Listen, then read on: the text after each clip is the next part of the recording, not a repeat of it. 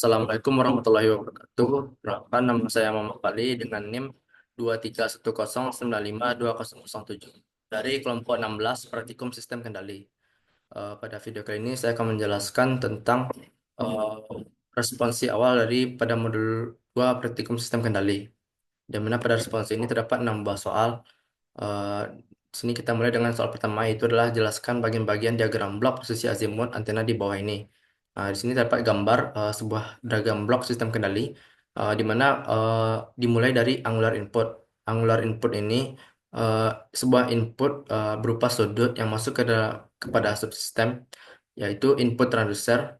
Input transducer ini berfungsi untuk mengubah input fisik atau sudut yang kita inginkan ini menjadi sinyal listrik atau tegangan. Nah, di sini terjadinya proses voltage proportional to input, mengubah tegangan dari inputnya ini. Lalu masuk ke summing junction. Summing junction ini akan membandingkan sinyal input dengan feedback untuk menghasilkan error signal. Nah, setelah itu akan terjadinya proses perbandingan antara error dengan sinyal yang aktual atau aslinya. Lalu masuk ke controller. Di controller ini terdapat signal and power amplifier. Controller ini sendiri adalah memproses error signalnya untuk menghasilkan sinyal kendali. Sedangkan signal and power amplifier adalah memperkuat sinyal kendali sebelum menggerakkan motor. Lalu masuk ke bebannya ini, pada beban atau prosesnya ini terdapat motor, load, and gears.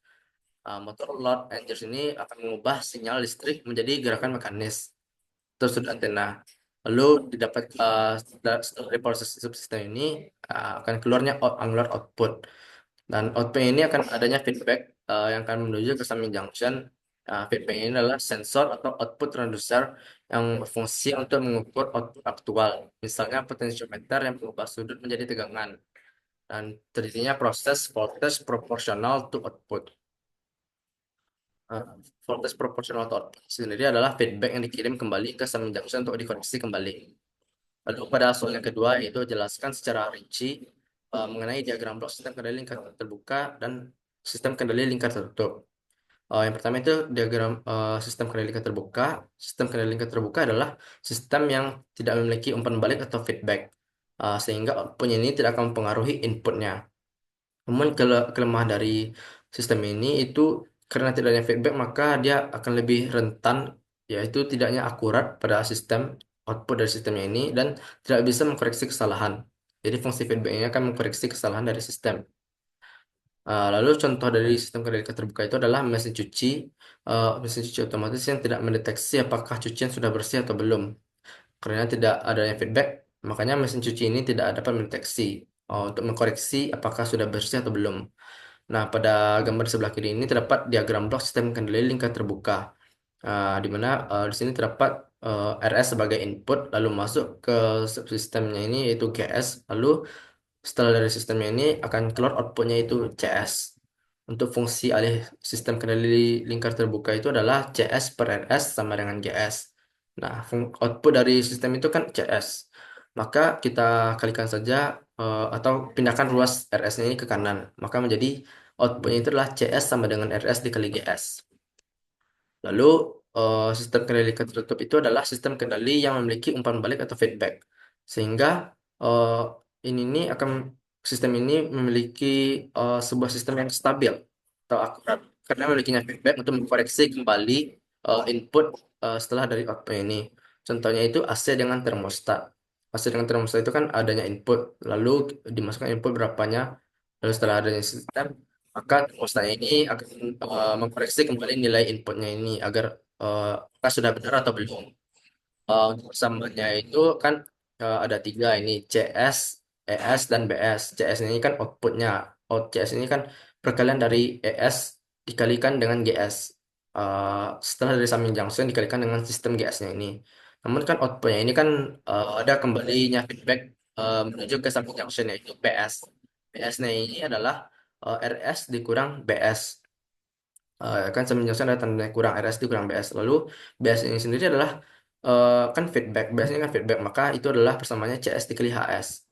Nah, untuk uh, output ini kan adanya ES. ES-nya ini kita cari terlebih dahulu dengan mensubstitusikan persamaan 3 ke persamaan 2. Jadi ES sama dengan RS dikurang CSHS menjadikan persamaan keempat. Lalu persamaan keempat telah diketahui ES-nya ini berapa persamaannya, maka kita masukkan ke persamaan satu, sehingga didapatkanlah persamaan untuk outputnya itu adalah CS sama dengan RS dikurang CSHS dikalikan dengan GS.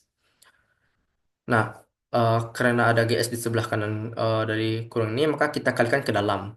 Maka perkalian distribusinya ini akan menjadikan output sama dengan CS sama dengan RS GS dikurang CSHS dikali GS. Kita pindahkan ruas dari CSHSGS ini ke ruas kiri karena tandanya itu min. Setelah pindah ruas ke ruas kiri, maka jadi tanda tambah. Jadi CS ditambah CSHSGS sama dengan RSGS. Nah, pada ruas kiri kan terdapat dua buah CS. Kita buat dia jadi satu kesatuan dengan membuat CS-nya ini di luar kurung HSGS. Jadi persamaannya itu menjadi CS dikali dengan dalam kurung satu ditambah GSHS sama dengan RSGS.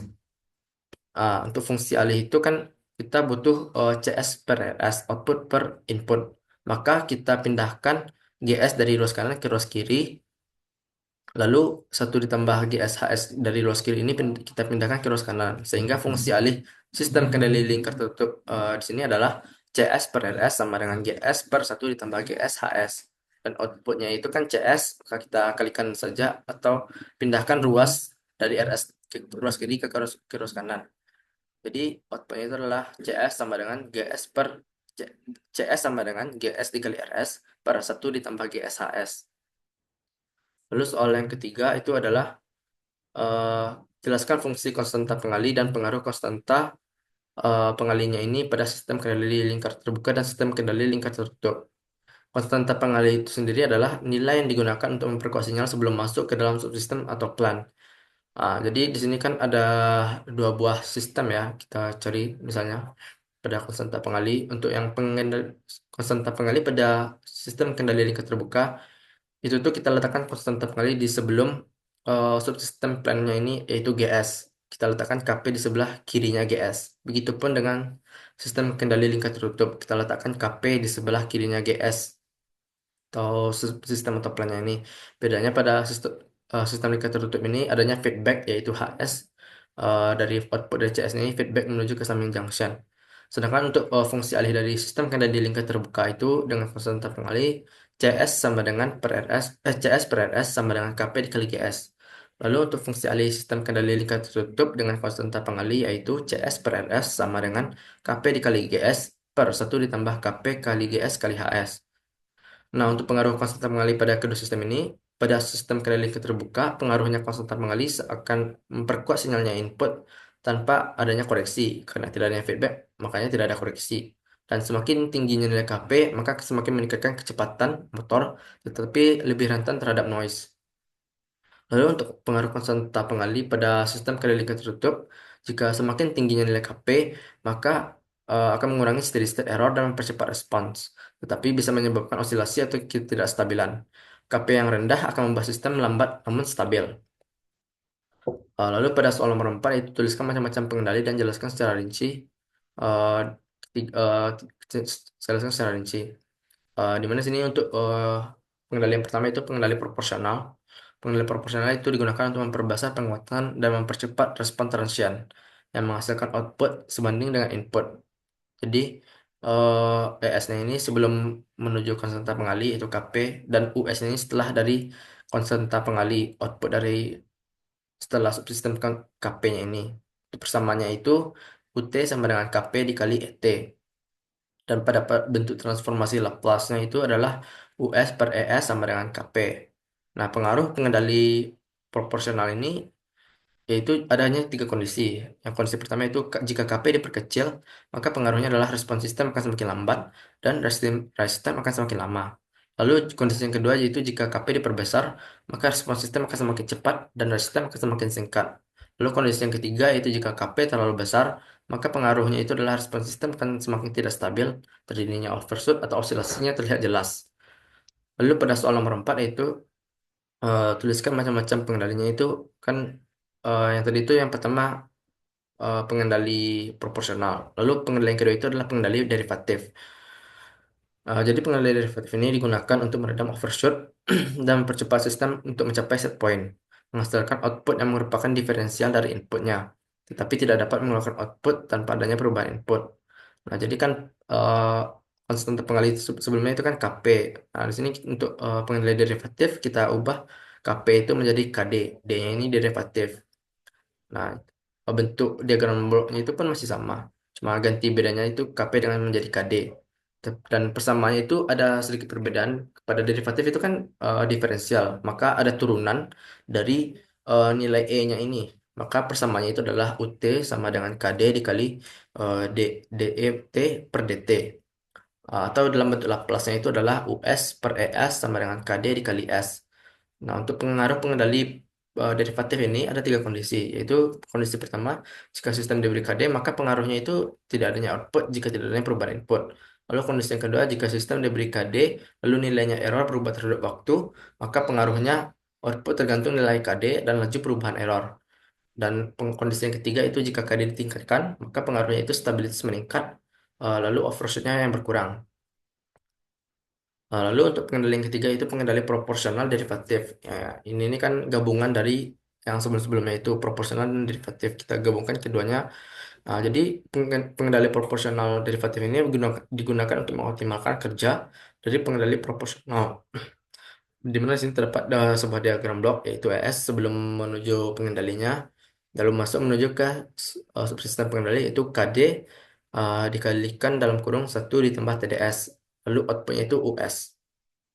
Nah, untuk persamaannya ini adalah UT sama dengan KP dikali ET ditambah KP dikali TD dikali turunan dari E, DET per DT. Atau dalam bentuk Laplace-nya adalah US per ES sama dengan KP dikali 1 ditambah TDS. Nah, untuk pengaruh dari pengendali proporsional derivatif ini, yaitu jika kondisinya ini sistem ini diberikan pengendali derivatif, proporsional derivatif, maka pengaruhnya itu ada tiga, yaitu respon akan menjadi sangat cepat, overshootnya rendah, dan bekerja saat nilai errornya berubah.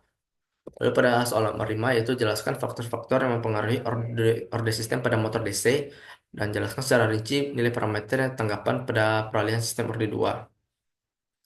Nah, untuk faktor-faktornya itu ada tiga, yaitu jumlah energi simpan.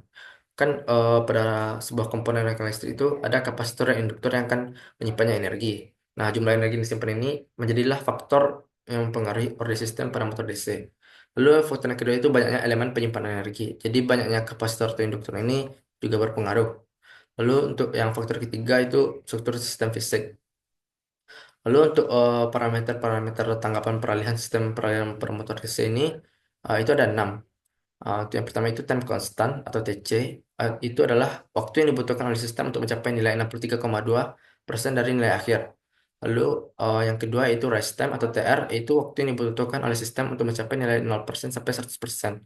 Lalu dan 10 sampai 90% dan 5% sampai 95% dari nilai akhir. Lalu parameter yang ketiga yaitu settling time, yaitu waktu yang dibutuhkan oleh sistem untuk mencapai 5% atau 2% atau 0,5% dari sekitar nilai akhir. Lalu parameter yang ketiga yaitu delay time. Delay time itu adalah waktu yang dibutuhkan oleh respon untuk mencapai 50% dari nilai akhir pada pertama kalinya. Lalu parameter yang kelima itu ada maksimum persen overshoot atau MP, yaitu nilai puncak maksimum dari respon sistem yang diukur dari nilai sistem saat kondisi steady state.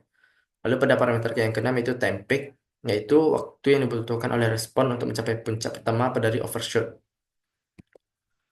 Lalu pada soal nomor 6 itu adanya eh, perintah untuk menyederhanakan diagram blok untuk mendapatkan satunya fungsi alih dari diagram blok ini yang setelah disederhanakan. Nah, di sini terdapat penjelasannya yaitu di sini ada dua buah gambar. Di mana untuk prosesnya ini kita mulai dari sebelah kiri dahulu. Nah, di sini kan ada soalnya. Eh, untuk langkah yang pertama itu menyederhanakan, kita sederhanakan feedback dari diagram blok ini. Di sini kan ada tiga buah feedback. Feedback yang pertama itu dari H1S, feedback yang kedua itu H2S, lalu feedback yang ketiga H3S. Nah, kita feedback kan dari yang outputnya dahulu, karena kan feedbacknya kan outputnya yang eh, kita lihatlah perubahan nilai perubahan untuk mengecek nilai input ini. kita cari yang dari terdekat outputnya, itu feedback ketiga. Maka feedback ketiga ini H3S ini kita ubah sederhanakan G3 dengan H3S. Maka didapatkanlah persamaan itu menjadi G3S per satu ditambah G3 H3. Begitupun pada feedback yang kedua, H2S. Kan mirip ini dengan pada feedback yang ketiga ini. Yaitu kan sistem kendali lingkar tertutup. Nah, jadi rumusnya itu kan sama juga. Jadi G3, G2, G2 per satu ditambah G2 H2. Lalu eh, pada kita sederhanakan lagi G2 dan H2. Itu tuh sudah kita jelaskan. Lalu eh, kita sederhanakan G2 dan H2 ini menjadi didapatkan satu per G2 ini. Kita pindahkan cabang, lupa, saya pindahkan cabang G2 sebelum G2 ini setelah menuju ke setelah G2. Barulah kita sederhanakan G2 dengan H2S ini. Lalu kita serikan G1 dengan G2 per satu ditambah eh, G2 H2. Yang feedback dari yang kedua ini setelah disederhanakan kita serikan lagi dengan G1. Lalu didapatkanlah menjadi subsistemnya itu G1 G2 per satu ditambah G2 H2. Lalu eh, kita ubah persamaannya menjadi didapatkan persamaannya menjadi G1 G2 per satu ditambah eh, G2 G2 H2 ditambah G1 G2 H1. Lalu paralelnya di sini kan sudah menjadi ada subsistem yang lebih sederhana, namun adanya paralel di satu per G2. Nah, untuk ini kita sederhanakan sistem paralelnya menjadi satu ditambah satu per G2. Nah, sudah adanya tiga buah sistem yang tersusun seseri. Kita sederhanakan sistem-sistem yang serinya ini, di mana sistem yang awalnya ini G1 G2 per satu ditambah G2 H2 ditambah G1 G3 H1, kita kalikan masing-masing subsistem yang lainnya. Kalikan dengan satu ditambah satu per G2 dan kalikan juga dengan G3 per satu ditambah G3 H3. Untuk yang dikalikan dengan satu eh, subsistem yang awal dikalikan dengan satu ditambah satu per G2 itu didapatkanlah hasil sistemnya itu adalah G1 G2 ditambah G1 per satu ditambah G2 H2 ditambah G1 G2 H1. Lalu untuk yang dikalikan dengan G3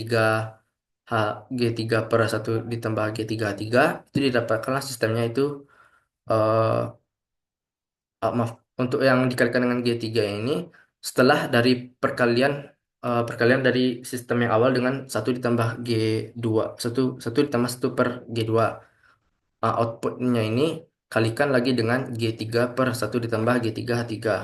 Maka didapatkanlah persamaannya itu G1 G2 G3 ditambah G1 G3 per satu ditambah G2 H2 ditambah G1 G3 H1 ditambah G3 H3 ditambah G2 G3 H2 H3 ditambah G1 G2 G3 H1 H3. Setelah penyederhanaan tersebut, maka sudah didapatkanlah eh, sebuah fungsi alih dari penyederhanaan sistemnya ini. Jadi bentuk penyederhanaan sistem diagram bloknya ini yaitu RS sebagai input masuk ke subsistemnya ini yaitu G1 G2 G3 ditambah G1 G3 per 1 ditambah G2 H2 ditambah G1 G3 H1 ditambah G3 H3 ditambah G2 G3 H2 H3 ditambah G1 G2 G3 H1 H3. Lalu output dari subsistem ini akan didapatkanlah CS. Nah, jadi itulah fungsi alihnya. Fungsi alihnya itu CS per RS sama dengan eh, setelah hasil dari penyederhanaan sistem serinya ini atau subsistemnya ini. Fungsi alihnya CS per RS sama dengan fungsi subsistemnya ini, persamaan subsistem. Sekian penjelasan saya tentang responsi awal dari modul 2 praktikum sistem kendali. Mohon maaf bila ada salah kata. Terima kasih. Assalamualaikum warahmatullahi wabarakatuh.